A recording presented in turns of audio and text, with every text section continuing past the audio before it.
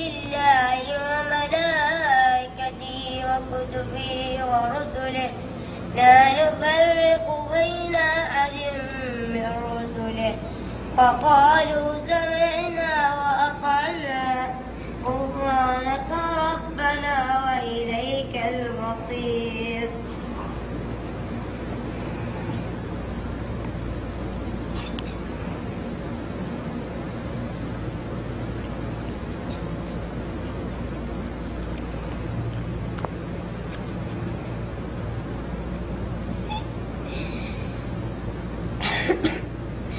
لا يكلف الله نفسا إلا وسعها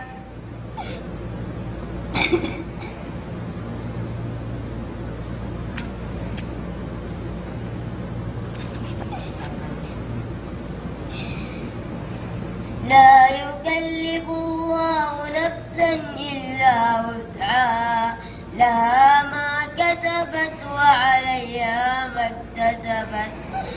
ربنا لا تؤاخذنا إن نسينا أو أخطأنا